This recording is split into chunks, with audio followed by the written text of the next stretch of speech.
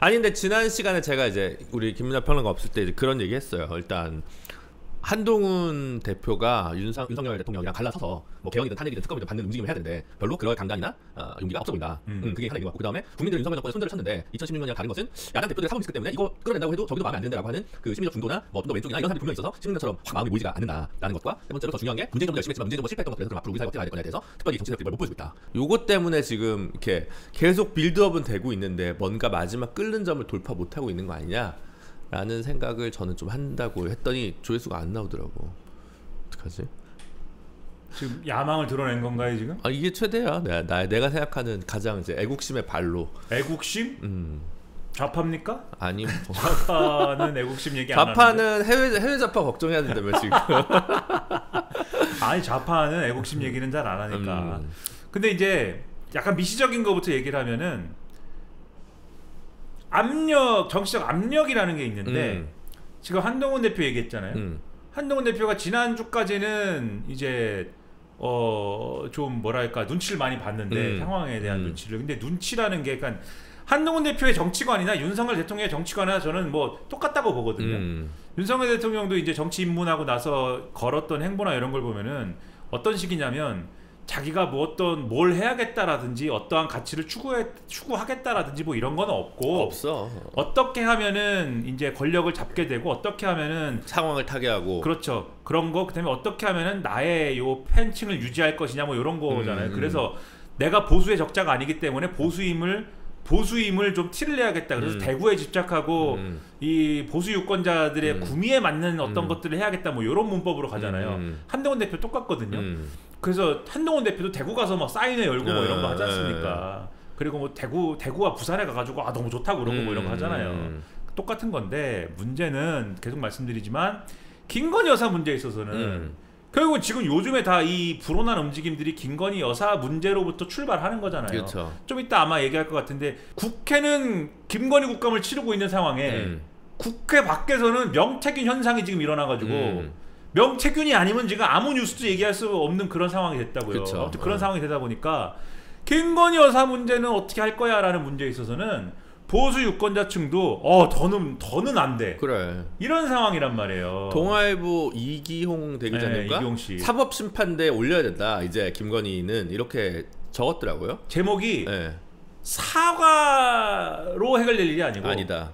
이제는 사법 처리해야 될 때다 뭐 이런 얘기잖아요. 그쵸, 사과를 요구할 때가 아니다라는 게 왜냐면 지난주까지는 소위 말하는 친한동훈계가 김건희 여사 사과를 해야 된다. 왜냐면은 이제 특검법을 처리를 할 때 재의결할 때 4표의 이제 이탈표가 나왔잖아요. 그쵸. 근데 그때 친한계가 언론에 이제 코멘트를 뭐라고 했냐면 다음번에는 막을 수 있을지 모르겠어. 그치. 그러니까 특검법에 대해서 한동훈 대표도 이거는 부결을 시켜야 됩니다. 라고 호소를 했잖아요. 했죠. 그러니까 친윤이든 친한이든 누구든 간에 이번에는 일치단결해갖고 일단은 요거는 부결시킨다라고 하는 방침을 가지고 접근을 했는데도 4표가 어쨌든 이탈한 거지 않습니까? 그 중에 2표는 확실하게 찬성해버린 거고 한 표는 소극적 찬성한 것이고 가짜를 적었는데 뭐 몰라요 뭐 칸을 이탈한 건지 뭐 점을 찍은 건지 하면 가에서 가를 길게 했다는데 그래갖고 무효표된 거잖아요. 그러니까는 한 표는 소극적 찬성이고 그러면 야 이거는 뭐 어쨌든 4표만 추가 이탈해가지고 찬성 쪽으로 가면은 이거는 끝나는 거 아니냐 이렇게 되는 거잖아요. 워낙 이제 매직 넘버가 8이니까 위험한 상황이니까 한동훈 대표 쪽에서 혹시 오해하실까 모르겠는데 우리 쪽이 아닙니다. 막 이러고 있는. 그러니까 뭐 그렇게 얘기하겠지. 그럼 이제 안철수 대표 아니냐, 뭐 또 누구냐, 뭐 이게 몇 명 있겠지 뭐. 그러니까 지난주까지는 그런 분위기다 보니까. 근데 보수 유권자층은 그것보다 지금 더 지금 부글부글하는 이 온도가 높았던 거예요. 그러니까 이기홍 기자 같은 사람들이 동아일보 이기홍 기자 같은 분이 그 제목에다가 사법 처리다 이렇게 쓰는 건데 이기홍 사실은 그 동아일보 직함이 대기자인데 그 양반 어떤 양반이냐 평소에 무슨 글을 쓰느냐 이분 거의 태극기 글을 쓰는 양반입니다. 그래가지고 이분의 세계관에서 더불어민주당 좌파입니다. 좌파고 글을 그렇게까지 써야 되나? 글을 좌파들의 무슨 뭐 재집권을 막기 위해서 애국 우파들이 뭐 이렇게 해야 되고 뭐 이런 글을 쓰시는 분이에요. 믿기 어려운 그런 거를 막 쓰다가 근데 어느 날 김건희 여사 문제에 이르러서는 도저히 이분이 참지를 못한 거예요. 그래가지고 폭발한 거지. 어느 날 김건희 여사 때문에 우리 애국 우파들이 더 이상 어떻게 할 수가 없다. 그래서 이분은 이제 모든 것에 손을 떼고 관저를 나와서 사저로 가야 된다. 네, 그치. 사저에 가서 네. 나오지 마라. 이런 거를 쓴 거예요. 그러니까 이분이 김건희 여사 문제에 대해서는 그런데 이번에도 이제 그런 거를 또 쓴 거죠. 근데 실제로 이 여론이나 이런 것들을 좀 보면 김건희 여사 문제는 어떻게든 해결을 해야 되는데 그게 사과 정도로는 안 끝나 이런 여론이 지금 간 겁니다. 그래서 그쵸. 이번 주 들어와서는 친한계라는 사람들이 뭘 얘기하기 시작하냐면은 사과로는 이제 안 된다. 사과로는 안 되고 플러스 뭘 하라는 거냐? 우회적으로 얘기를 해요. 지금 뭐라고 그러냐면 김건희 여사가 사과도 하시고 그 다음에 사과 플러스 뭘 해야 되느냐? 앞으로의 활동 계획을 밝혀주십시오. 이게 무슨 얘기예요? 활동 계획을 뭘 밝혀? 아무것도 하지 말라. 그렇죠. 네. 대선 때 뭐라고 하셨느냐? 대선 때 약속을 지켜라. 그렇죠. 뭐 내조만 하고 내조라는 단어 쓰면 안 되는데 우리가 어쨌든 집에만 있고 그죠. 마포대교 나오지 마라. 그렇죠. 국악방송 보러 KTV 보러 오지 마라. 네, 이런 그러니까 거잖아요. 영부인 상이라는 게 영부인 상이라는 게 이 대통령의 배우자 상이라는 게 적극적 이제 개입하는 상이 있고, 그러니까 예를 들면은 뭐 힐러리 클린턴이라든가 미셸 오바마라든가 뭐 미셸 오바마도 그렇고 옛날에 이제 뭐 그 제클린 케네디니까 이런 스타일이라든가 이런 분류가 있는가 하면 뭐 이제 바바라 여사라든가 부시 대통령 그러니까 뒤에서만 이제 활동하는 손명순 여사 이런 분들 그렇죠. 잘 안 나타나는 잘 안 보이시는 분들 이런 스타일 두 가지가 있는데 후자로 가야 되는 거 아니냐 이런 얘기. 그러니까 제2의 이제 그 대선 대국민 사과 같은 거를 해야 되는 거 아니냐 이런 얘기 나오기 시작하고 심지어 신지호 씨 같은 경우에 뉴라이트를 주장자 검찰이 도이치모터스 주가 조작과 관련돼서 김건희 여사 기소해야 된다. 기소를 해야 검찰이 기소를 했으니까 재판 결과를 좀 지켜봅시다. 라고 하면서 우리가 그 이제 말하자면 move on에 시프트를 해야 된다는 거죠. 이 국면을 넘어가기 위해서라도. 그렇죠. 그렇게 얘기를 하면서 특검도 방어를 하고 이렇게 할 수 있는 거 아니냐? 이제 이렇게 접근할 수 있는 거다. 그러니까 기소해라까지 나왔는데 그럼 요게 이제 그냥 주변에서 하는 얘기냐? 한동훈 대표가 요거를 찍고 있는 오늘 얘기를 했어요. 국민 눈높이다 이거는 검찰이 지금 뭐 어떻게 결론 낼지에 대해서 얘기를 한다는데 국민 눈높이에서 검찰이 판단해야 된다. 이거 기소하라는 얘기랑 약간 결이 맞춰지는 거잖아요. 그 다음에 또 어젠가는 그 보궐선거 이제 금정에 가가지고 기자들이 물어보잖아요. 그 친한계 일부에서 김건희 여사 사실상 아무것도 하지 말라는 취지로 얘기를 하는데 어떻게 생각하시냐? 저도 동의한다. 그러니까 이 코드 이렇게 점점 지금 그러니까 멀어지고 있지. 한동훈 대표의 움직임이 원래 사과를 좀 했으면 좋겠다 해서 점점 압박 수위가 세지고 있잖아요. 그러니까 이게 보수 유권자층에서 계속 지금 이 한동훈 대표를 밀어올리는 그 압력솥으로 비유하면 압력솥에 압력이 세지고 있기 때문에 한동훈 대표가 싫어도 계속 지금 압력으로 밀어올려지고 있는 거거든 지금. 그 이게 어디까지 갈지 어떻게 합니까? 그래도 여전히 특검법 모르겠어요. 특검법에 대해서는 아직 받을 그렇죠. 생각은 없는 것 같아요. 그래서 지금 용산이 당장 그래서 오늘 아침에 조선일보 뭐가 나왔냐? 윤석열 대통령이 그렇게 싫어하면서 같이 앉지도 않으려고 그러면서 야 여기가 동훈이 자리냐? 저길 치워 인마. 그랬더니 한동훈 안 간다고 한 거잖아. 그랬더니 한동훈 대표가 난 안 갑니다. 그럼 이렇게 안 갔잖아요. 한국경제 뭐 60주년인가? 뭐 하여튼 그런 행사입니다. 안 갔는데 재보궐선거 끝나면 독대하기로 이렇게 나온 거거든요. 지금 이게 뭐냐? 방금 말씀드린 이제 그 압력을 이제 솥에 압력이 계속 차니까 압력을 좀 그 압력솥에 요거 열어가지고 씩 빼려는 건데 그게 이제 빠지겠느냐? 왜 안 빠지냐? 아까 말씀드렸죠. 김건희 여사 문제를 빼려고 하지만 지금 계속 또 압력솥에 이제 그 압력을 높이는 어떤 요인이 밖에서 명태균 이 화력이 지금 장난이 아닙니다. 그래서 압력을 막 밀어 올리고 있어가지고 큰일 난다 이거 지금.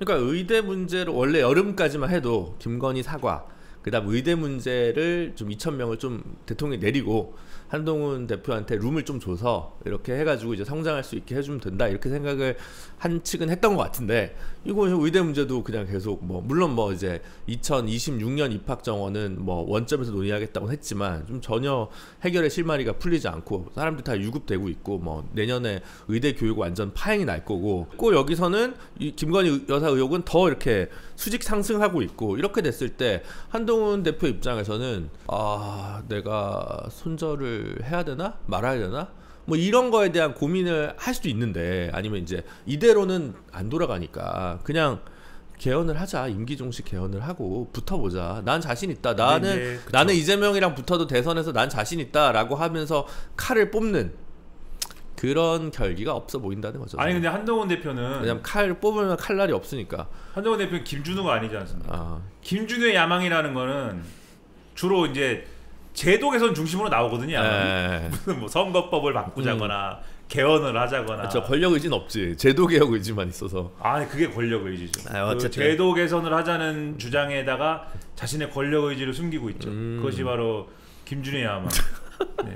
그것이 이제 얼굴에 딱 드러나지 않습니까? 지금 너무 드러난다. 그래. 저 웃음에 담겨 있습니다. 야망이. 클로즈업 나중에 편집할 때 얼굴을 크게 잡아주세요. 이렇게 이 얼굴에 야망이 있다라는 거를 크게 잡아줘야 됩니다. 알겠습니다.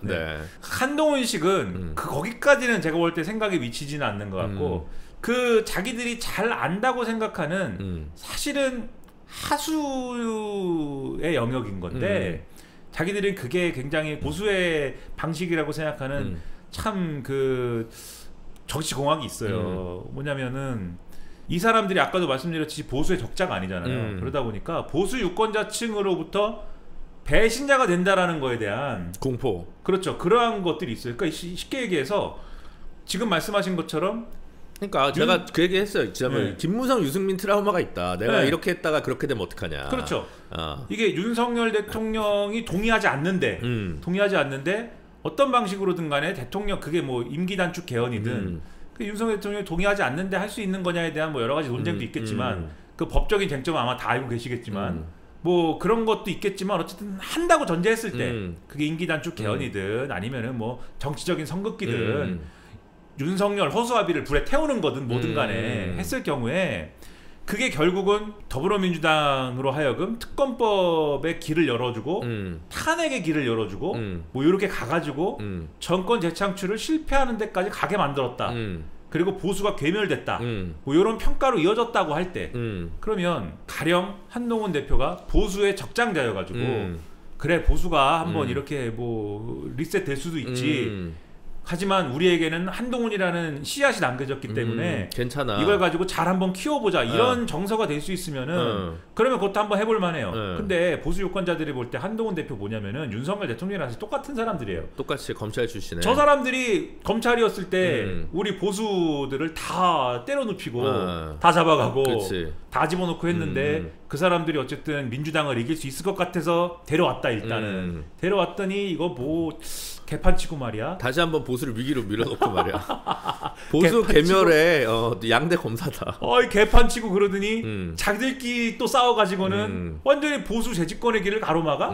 이렇게 되는 거거든요, 얘기가. 그러면은 누군가가 이 보수 이제 주자들이 있잖아요, 지금 뭐. 오세훈도 있고 이준석도 있고 뭐 등등등 있다고 할 때 이 중에 보수에게 해를 끼쳤을 때 배신자로 규정될 수 있는 가능성이 각각 있다고 하면은 그 중에 쉽게 배신자가 될 만한 사람의 어떤 정도가 가장 높은 게 사실은 이 검사 출신들이에요. 금방 배신자 되는 사람들이에요. 제가 볼 때는. 그래도 가장 배신자 안 되는 사람들이 그래도 저 사람 보수 출신이야 이런 거거든요. 이준석 의원이 사실 보수 정치에서 보면은 진짜 이렇게까지 하냐? 이런 일들을 많이 했잖아요. 많이 했죠. 윤석열 대통령이 그래도 대통령인데 그렇게까지 너 할 수 있니? 이런 평가를 많이 했잖아요. 근데 그렇게까지 했는데도 아직도 보수의 어떤 대권 주자일 수 있고 보수의 누구야라고 하는 게 지금 작동을 하잖아요. 그리고 보수 패널들도 뭐라고 맨날 비판도 하고 욕도 하고 하면서도 끝나고 나면은 준석이 하면서 또 이렇게 저기 하는 게 있거든요. 어쨌든 다 끝나면 어디선가 만날 사이다 이런 게 있거든요. 사실. 그쵸. 그게 왜 작동합니까? 결국은 같은 뿔에서 나온 식구다라는 게 작동해서 그런 게 있는 거거든요. 근데 그런 거 느끼세요? 윤석열 대통령한테 그런 거 작동합니까? 제가 느끼는 작동 안 해요. 그런 거. 한동훈 대표도 안 느끼는 것 같아요. 같은 식구라고 생각 안 해요. 그러니까 그런 게 있어요. 이게. 있긴 있어요. 그래서 맞아. 자기가 제일 잘 알겠죠. 한동훈 대표가. 그래서 제가 볼 때는 뿌리가 없어서 자기는 절벽에서 뭐 뛰어내릴 용기. 그러니까 한동훈 대표 정치 자기가 자꾸 얘기하는 세 가지 키워드가 있어요. 그 신해철 노래 같은 거예요. 신해철 노래. 해철이랑 건드리지 마. 아니 저도 이제 좋아해서 하는 얘기인데 신해철 씨 옛날 노래 중에 그 저음으로 까는 노래 있잖아요. 다 그렇지 뭐. 네, 그렇죠. 영원히? 영어로 시작을 하는데 뭐 promise 뭐 이거 promise. 뭐 어쩌고 그거. 뭐 어쩌고 devotion 뭐 이렇게 하면 있잖아요. 불멸에 관하여. 그 불멸에 관한 그 뭐 더 오션 파트 2 아니야? 아니야. 난 바보처럼 뭐 이렇게 하는 있어. 근데 아무튼 그거 하는데 뭐 이렇게 단어를 자꾸 얘기하잖아요. and love 이렇게 하는 거. 근데 거기 이제 한동훈 대표 희생, 헌신, 용기 이게 자꾸 얘기하거든요. 사실 정치랑은 아무 상관도 없는 단어들인데 용기, 절벽에서 뛰어내릴 용기를 얘기하지만 사실은 가장 제가 볼 때는 한동훈 대표 입장에서 자기한테 약한 부분을 얘기하는 거다. 그게 용기가 필요하다고 생각하니까 용기를 얘기하는 거 아닙니까? 즉 용기가 필요한 사람인데 용기를 내지 못하고 있으니까 용기를 말하지만 압력이 쭉 밀어올리니까는 지금 이쪽 올라가고 있는 것에 불과한 것이다. 그렇지. 자기 생각이 딱히 있진 않고. 그러니까 제도를 이렇게 바꾸고 여기까지는 제가 볼 땐 생각이 나아가지 못할 것이다. 그냥 일단은 별 하는 거 없이 11월 이재명 대표 선거 2개 날짜를 일단 기다리고 기도하고 있을 거다. 유죄나라 이거 한번 하고 있을 것 같아요 지금. 근데 그것도 뭐 예를 들면 유죄가 났어. 근데 피선거권 박탈은 없어. 그러면 또 사실 뭐 별반 차이 없는 거잖아요. 국민의힘 입장에서는 말하자면. 뭐 이러나 저러나. 뭐. 네. 네. 그래서 뭐 그거에 어쨌든 뭐 여러 가지 그런 변수가 있는데 어쨌든 보수가 야단 난 건 상관없어. 보수가 망하든 말든 무슨 상관이야. 근데 이렇게 되니까 국정이 멈췄잖아요 지금. 뭘 하는지를 모르겠어요 솔직히 얘기해서. 그러니까 모든 정책들이 뭐 그냥 어디서 지금 생각하는지도 모르겠고 지금 애초에 뭔 생각을 하는 사람들입니까? 그러니까 지금 말씀하신 것처럼 늘 말씀드리잖아요. 보수가 뭐 어떻게 되든 뭐 사실 무슨 상관이야. 평론가는 방송 나가서 할 얘기가 많아지고 예, 그리고 열심히 얘기하고 뭐 그럴 수 있다. 평론가의 입장이 아니라 좌파의 입장이다. 그런가 보다 하는 거예요. 그거는 뭐 그럼 보수 정치에서 이런 일이 일어났나 보다. 근데 제가 웃기다고 생각하는 거는 이게 자기들끼리 지지고 볶고 싸우고 이런 게 자기들끼리의 어떤 노선의 어떤 차이라든가 추구하는 가치의 차이라든가 이런 걸로 뭐 이렇게 싸우고 이래야 그거라도 그 해설하는 맛 그리고 거기에 따라서 있지. 그렇죠. 거기에 따라서 한국 사회가 어떻게 바뀌겠구나를 전망하는 맛 그리고 앞으로 국정의 방향이라는 게 이런 게 어떻게 되겠구나 또는 보수가 예를 들면은 재집권하거나 또는 그 어떤 방향이 좌절될 경우에 어떤 방향으로 가겠구나라는 것들을 생각하는 맛 이런 게 있는 거잖아요. 비평의 맛이 있죠. 그러니까 근데 지금 이 상황은 제가 어느 글에 비평할 게 없어서 일본 영화 제목을 인용을 했는데 인의 없는 전쟁이라고 야쿠자 뭐 얘기 있어요 이런 거. 그럼 야쿠자들의 또는 마피아들의 전쟁 비슷한 거거든요 이게. 아까 의대 증원 얘기했잖아요. 나는 이 정부가 의대 증원도 진짜 한심한 얘기인 게 그 애초에 그러면 2,000명 증원을 왜 했냐라고 매번 묻는 거잖아요. 정부가 이제 어떻게 했으면 좋겠냐 그러면 앞으로 2025년 그렇다 치고 2026년 어떻게 했으면 좋겠냐라고 추계를 하는 어떤 기구를 정부 산하에 만들겠다는 거잖아요. 지금 그렇게 만든다라고 했는데 의사들이 또 2025년 얘기 안 하면 안 옵니다 이러잖아요. 한동훈 대표가 국회에서 여야 의정 협의체 만들어 갖고 해보겠다고 할 때는 2025년에 대해서는 우리는 절대 그거는 안 되기 때문에 얘기하면 안 됩니다 이랬잖아요. 그래도 의사를 데려와야 되니까 2025년도 한번 얘기해 볼 수 있습니다라고 한동훈 대표가 얘기한 거에 대해서 그러지 말라니까 이렇게 했는데 자기들이 정부 산하에 맞는다고 할 때는 한덕수 총리가 한동훈 대표한테 그랬다는 거잖아요. 2025년도 얘기해 볼 수 있죠 뭐 이랬다는 거잖아요. 또 그렇게 얘기를 하고 그 다음에 지금 막 이제 말이 되든 안 되든 막 얘기를 하는 게 휴학을 했다는 거 아닙니까? 의대생들 1학년들은 휴학을 한 거잖아요. 동맹 휴학을 한 거잖아요. 근데 우리가 운동권 많이 해봤지만 동맹 휴학이라는 거 인정 안 해주잖아요. 정당한 이유가 아니다라고 지금 정부는 얘기를 하잖아요. 근데 서울대는 받아줬잖아요 또. 근데 그렇죠 학교에서 근데 아예 그냥 휴학한 걸로 하자. 왜냐면은 뭐 어떡할 건데. 그러니까 내년에 이 사람들이 등록을 하면은 휴학한 사람들이 다 등록을 하면은 내년에 그러면 막 7,000명씩 한 반에 가르쳐야 되는데 어떡하냐 그러면 받아줘야지 이런 거잖아요. 근데 정부에서는 절대 받아주면 안 돼. 절대 받아주지 마. 이렇게 하고서는 지금 그러면 대안으로 내놓는 게 그러면 시험만 봐. 시험만 보면 그냥 진급시켜 줄게. 이 얘기를 한참 하다가 그게 뭐냐 막 하니까 좋아. 그러면은 의대가 어쨌든 6년이지 않습니까? 5년으로 5년 만에. 이게 뭐해 지금. 그래놓고 다시 철회했죠 지금. 그렇죠. 지금 또 막 욕을 하니까 그러면 안 하는 거. 이게 뭐예요 지금 이게 그러니까. 나라를 엉망으로 만들고 있는데. 그러니까 그럼 애초에 그럼 2,000명을 왜 늘린다고 하는 겁니까? 그러니까 진짜 저는 그게 이해가 안 가요. 2,000명을 왜 늘려요 그러면?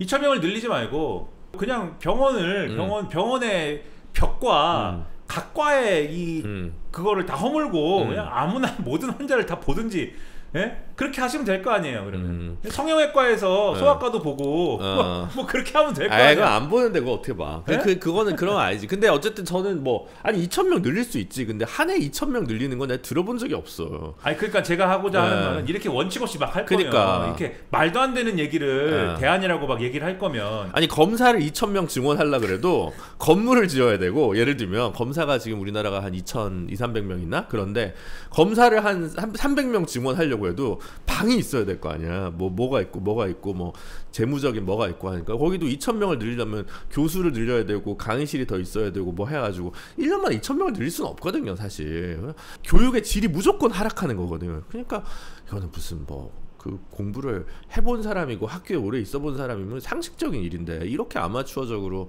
정권을 운영하고 정책을 정하고 정말 떴다방 같은 세력이어서 진짜 보수의 뿌리도 없고 기본도 안 돼 있는 국정에 대한 어떤 그 이해가 없어요. 이해도 없고 이해를 해볼 마음도 없고. 왜냐하면 대통령이 그래도 2년 3년 차까지 가면 대충 가닥이 나오지 않습니까? 그쵸. 자기가 대통령 본인이 이해가 없어도 누구한테 어떻게 시켜갖고 뭐 갖다 달라고 하면 되겠다 뭐 이런 정도는 나올 거 아니에요. 나도 변호사 사무실에서 일하면 2년 일하면 나도 어느 정도 가닥 나오겠다. 그거 변호사가 하는 일에 대해서. 그치.